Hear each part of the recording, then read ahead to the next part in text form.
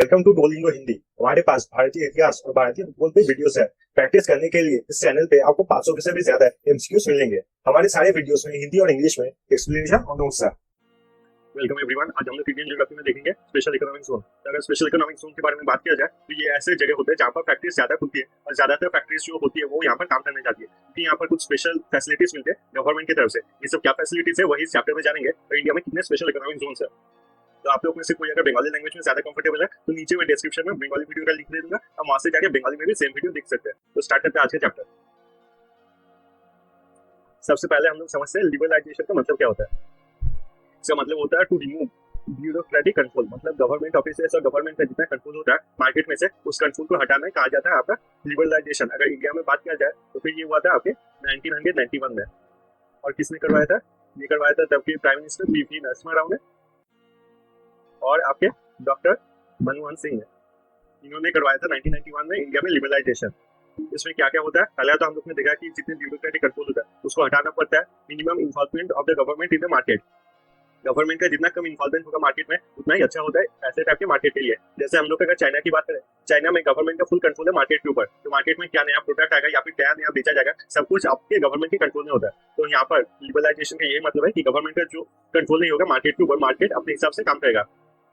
फिर आता है नो इंडस्ट्रियल लाइसेंसिंग। अब यही था पहले के दिन में करप्शन का मेन कारण, इंडस्ट्रियल लाइसेंसिंग, जिससे बोला जाता था रेड टेप। अब गवर्नमेंट ऑफिसेस में जो ऑफिसर्स रहते हैं वो ये काम करते थे कि कोई अगर उन्हें ठीक तरीके से पैसा नहीं देगा या फिर ठीक तरीके से घूस नहीं देगा वो वहाँ का काम बंद कर लेंगे, वो उस फैक्ट्रीज का काम बंद कर लेंगे।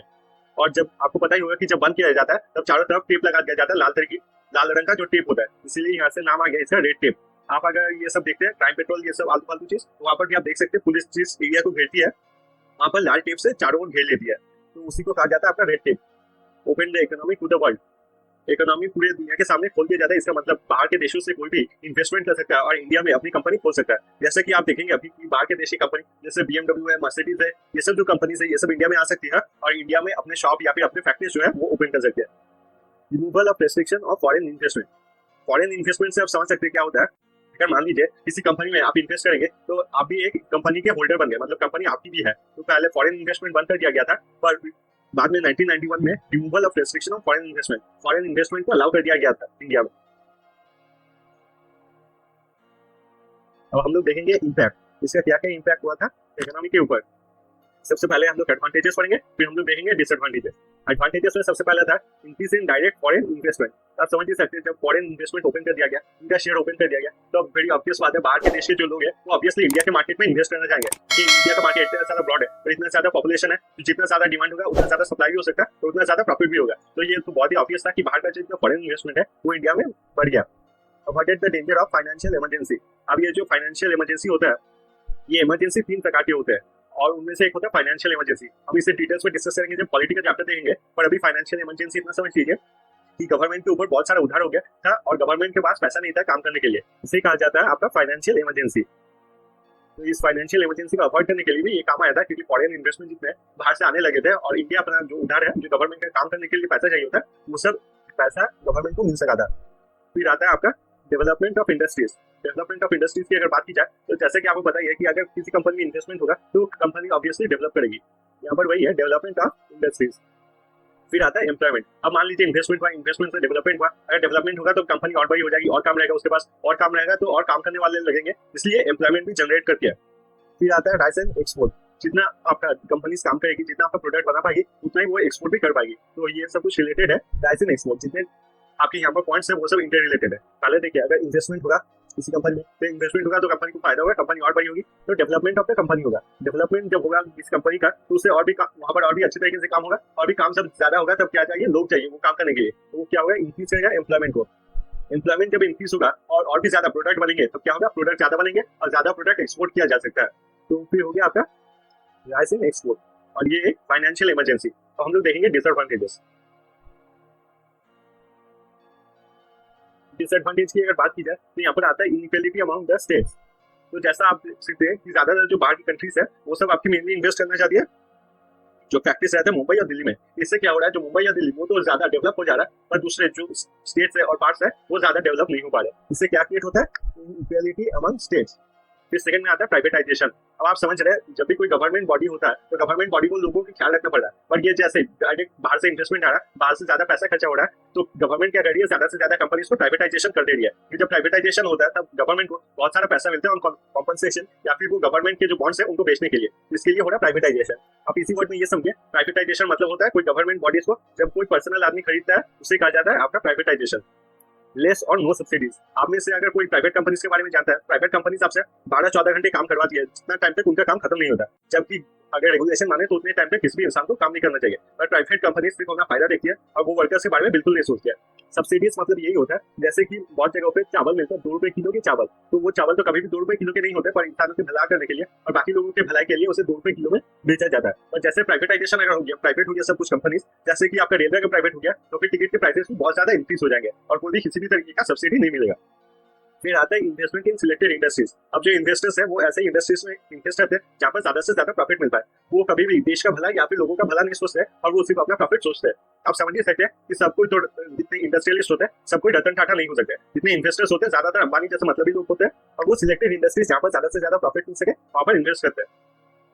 फिर आता है प्रॉब्लम फॉर लोकल एंटरप्रेन्योर्स। अब मान लीजिए कोई लोकल एंटरप्रेन्योर है, उसको मान लीजिए उसने एक टूरिज्म की ऑफिस खोली है, एक टूरिज्म का ऑफिस खोला है, एक लोकल एंटरप्रेन्योर ने, वो टूरिज्म का काम कर रहा है और बाहर से कोई दूसरी कंपनी है जिसने उसका काम देखा है और फिर वो इंडिया में और भी इन्वेस्ट करता है, उसका बहुत सारा इन्वेस्टमेंट रहता है और वो उससे भी बड़ी एक टूरिज्म की कंपनी खोल लेता है उसी के सामने। जितना बिजनेस है वो किसके पास जाएगा, ऑब्वियसली जो बड़ी कंपनी उसी के पास जाएगा। पर आइडिया जो था लोकल एंटरप्रेन्योर के पास था, पर उसके पास उतना इन्वेस्टमेंट नहीं रहने की वजह से उसका काम अच्छे तरीके से नहीं हो पाया, तो जितना पैसा है वो सब विदेश में जाएगा। फिर आता है political freedom at stake. Political freedom at stake जब 1970s के करीब, 1950s और 70s के करीब, जब इंडिया और पाकिस्तान के बीच में रिलेशन बहुत तनाव भर था और बहुत सारे लड़ाई भी हुए थे इंडिया और पाकिस्तान के बीच, तब यूएसए ने हमेशा सपोर्ट किया था आपके पाकिस्तान को। और यूएसए का इंडिया को कंट्रोल करने का एक तरीका ये था कि यूएसए बहुत सारा इन्वेस्टमेंट करती थी इंडिया में और इंडिया को हमेशा ये बात से धमकाती थी कि अगर आप लोग ये हिस्से करेंगे पाकिस्तान का या फिर पाकिस्तान से लड़ाई कंटिन्यू करेंगे तो हम लोग यहाँ पर कोई भी इन्वेस्टमेंट नहीं करेंगे और जितने भी वीट है, खाने के सामान है, वो सब वापस ले लेंगे। यूएसए, अगर आप लोग में से किसी को पता नहीं होगा तो यूएसए आप मान लीजिए कि ब्रिटिश जो जानवर होते हैं वो लोग अगर इंसानियत का मुखौटा पहन ले तो वो यूएसए बन जाता है। ठीक है, अब जिसको लेके चैप्टर था उसको समझते हैं। डिसएडवांटेज एडवांटेज हम लोग ने सब समझ लिया। लिबरलाइजेशन आप समझते हैं। स्पेशल इकोनॉमिक जोन क्या होता है? अगर स्पेशल इकोनॉमिक जोन की बात की जाए तो मान लीजिए कोई पर्टिकुलर एरिया है, उस एरिया को अगर गवर्नमेंट चाहती है कि उस एरिया को डेवलप करे, उस एरिया को डेवलप करने का सबसे अच्छा तरीका है कि वहाँ पर इंडस्ट्रीज लाया जाए। वहाँ पर अगर इंडस्ट्रीज लाए जाएंगे तो ऑब्वियस बात है वहाँ पर एम्प्लॉयमेंट होगा और वहाँ पर एम्प्लॉयमेंट होगा तो ऑब्वियसली वहाँ पर डेवलपमेंट नहीं होगा और वो जो पूरा जगह है वो डेवलप हो पाएगा। इसे कहा जाता है स्पेशल इकोनॉमिक जोन। ऐसे एरिया जहाँ पर गवर्नमेंट कंपनीज को बुलाती है कि आप अपने कंपनी लाइए और सेटअप कीजिए और इसके बदले जो एरिया है वहाँ पर गवर्नमेंट बहुत सारी छूट देती है इस फैक्ट्रीज को ताकि वो अपने कंपनी यहाँ पर आके खोल पाए। तो यहाँ पर स्पेशल एडवांटेजेस देखते हैं क्या क्या मिलते हैं। Special advantages are given to the people by countries to set up their factories at a particular place. तो जो पर्टिकुलर प्लेस वेल डेवलप नहीं है उन्हें बहुत सारे ऐसे एडवांटेजेस दिए जाते हैं ताकि वो अपने जो कंपनी है या फिर फैक्ट्रीज है वो आके उस जगह पे खोले। देखिए क्या क्या है स्पेशल टैक्स इंसेंटिव। जैसे आपको पता ही है कि टैक्स देना पड़ता है, तो ये सब फैक्ट्रीज को या फिर ये सारी कंट्रीज को बोला जाता है आप अगर इस पर्टिकुलर जगह पे आके फैक्ट्री खोलेंगे तो आपको कम पैसा देना पड़ेगा। मान लीजिए 2 जगह है, एक जगह ए और एक जगह बी। बी जो है वो काफी डेवलप्ड एरिया है पर ए जो है वो ज्यादा डेवलप्ड एरिया नहीं है। इस एरिया को डेवलप करने के लिए फैक्ट्री चाहिए होता है और गवर्नमेंट ये बोलती है कि अगर आप ए में खोलेंगे तो फिर जो टैक्स देना पड़ता है वो आपको टैक्स कम देना पड़ेगा, इसलिए जो फैक्ट्रीज है वो ज्यादा प्रेफर ए को करती है। Relaxation in labour laws. जो फैक्ट्रीज है वहाँ पर आपको पता है ये लेबर यूनियन बनते हैं, स्ट्राइक्स होता है, तो ये सबसे गवर्नमेंट बोलती है ये सबसे हम लोग आपको छुटकारा देंगे और ये सबसे हम लोग आपको प्रोटेक्शन देंगे। फिर ये होता है वेल कनेक्टेड एरिया। मान लीजिए अगर ए को बोला गया कि डेवलप्ड एरिया नहीं है पर ये देखना पड़ेगा कि ये जो है पूरे इंडिया से वेल कनेक्टेड हो। ऐसा नहीं हो सकता कि किसी जगह पे फैक्ट्री खोलने के लिए बोला जाएगा इंडस्ट्रीज को और वो जगह पूरे इंडिया से कनेक्टेड नहीं होगा अच्छे तरीके से। ये देखना बहुत ही जरूरी होता है कि जो जगह है वो पूरे इंडिया से और पूरी दुनिया से वेल कनेक्टेड हो। Relaxation in environment laws. Environment laws मतलब ऐसे कि जंगल नहीं काट सकते, नदी में ये वेस्ट नहीं फेंक सकते, ये सब में भी रिलैक्सेशन दिया जाता है। ये सब जो फैक्ट्रीज होती है इन्हें रिलैक्सेशन दिया जाता है एनवायरमेंटल लॉज। आप देख सकते हैं कि गवर्नमेंट कैसे कैसे इंसेंटिव देती है कि फैक्ट्रीज यहाँ पर आए और यहाँ पर जो जगह वो डेवलप हो सके। अब हम लोग देख लेंगे एक बार ऑब्जेक्टिव। हम लोग तो पहले डिस्कस कर चुके हैं इससे ऑब्जेक्टिव क्या होता है, पर तभी एक बार पॉइंट वाइज देख लेते हैं। पहला है आपका increase industrial development of a particular area. तो जैसा हम लोग ने पहले पढ़ा था इंडस्ट्रियल डेवलपमेंट होगा एक एरिया का, तो क्या होता है उस एरिया का एम्प्लॉयमेंट बढ़ता है। उस एरिया का एम्प्लॉयमेंट बढ़ेगा तो क्या होगा, वो एरिया भी आस्ते आस्ते ज्यादा डेवलप होगा तो मनी मार्केट, जो मार्केट में पैसा है वो भी ज्यादा आएगा और जब मार्केट में ज्यादा पैसा आएगा उस पैसे का टैक्स भी ज्यादा भरना पड़ेगा और टैक्स किसको ज्यादा है आपके गवर्नमेंट को। This industrial development in the particular place to generate employment. To attract foreign investment in the country. अब फॉरेन इन्वेस्टमेंट चाहिए होता है ताकि कोई एरिया को अच्छे तरीके से डेवलप कर पाए। कि फॉरेन इन्वेस्टमेंट को जब बुलाया जाता है तो ऑब्वियसली आप समझ सकते हैं कि एक बार अगर कोई फैक्ट्री खोले इंडिया में, उसे ये भी मन होगा कि वो और भी ज्यादा एक्सपेंड करे। जैसा आप देख सकते हैं कि ज्यादातर जो एप्स होते हैं जिसमें पैसा देना पड़ता है, वो ट्राई करती है कि पहले के स्टार्टिंग में कस्टमर्स को एक बार ना एक बार लाया जा सके। जैसे कि बहुत सारे एप्स होते हैं, जैसे कि आपका फोन पे हो गया, फिर आपका पेटीएम हो गया, फिर आपका गूगल पे हो गया। ये सब क्या ट्राई करती है कि ज्यादा से ज्यादा आपको डिस्काउंट देती है या फिर कैशबैक देती है। ये सब मान लीजिए देती है, पहले 5 यूज में कैशबैक मिलेगा आपको। तो ये ट्राई करती है कि कस्टमर्स को ज्यादा से ज्यादा लाया जा सके उनके साथ, और फिर कस्टमर्स को फिर आदत पड़ जाता है ये सब यूज करने के लिए कि ये सब करके मतलब आसानी से पैसा ट्रांजैक्शन हो सकता है। यहाँ पर भी यही होता है कि पहला जो कंट्रीज होती है या फिर फॉरेन इन्वेस्टर्स होते हैं, उनको ये सब स्पेशल इकोनॉमिक जोन में जितने भी आपने देखे इंसेंटिव देके छूट दिया जाता है कि आप लोग बाहर के देश से आइए और इंडिया में अपना कंपनी या फिर अपना मार्केट खोलिए। और जब उनको पता चलता है कि इंडिया में ज्यादा उनको फायदा मिल रहा है तो फिर वो इंडिया में और भी फैक्ट्रीज खोलते हैं। to help in rapid urbanization of the place। ये सब तो यही है, पूरा जो पॉइंट है यही बताता है कि rapid urbanisation of the place. ये हम लोग देखेंगे स्पेशल इकोनॉमिक जोन्स में इंडिया में कितने सारे स्पेशल इकोनॉमिक जोन्स है। स्पेशल इकोनॉमिक जोन का जो एक्ट है वो पास हुआ था आपके 2005 में। तो ये काफी इंपॉर्टेंट क्वेश्चन है। स्पेशल इकोनॉमिक का जोन, स्पेशल इकोनॉमिक जोन का एक्ट जो है वो कब पास हुआ था, तो वो पास हुआ था 2005 में। अगर इंडिया में देखा जाए तो फिर आपका 373 स्पेशल इकोनॉमिक जोन है, और सबसे ज्यादा स्पेशल इकोनॉमिक जोन कहाँ पर है, तो फिर है आपके तेलंगाना में। इंडिया में कहाँ पर सबसे ज्यादा स्पेशल इकोनॉमिक जोन है, तो वो है आपके तेलंगाना में।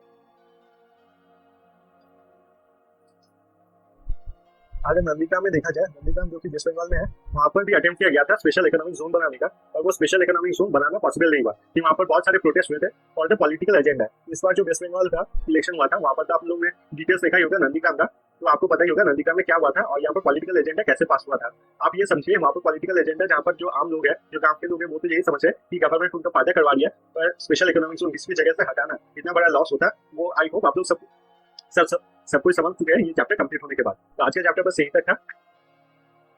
अगर आपको ये वीडियो अच्छा लगा काइंडली चैनल को सब्सक्राइब कीजिए, जिससे मुझे काफी सपोर्ट मिलता है। थैंक यू सो मच ये वीडियो देखने के लिए। हम मिलेंगे अगले वीडियो में।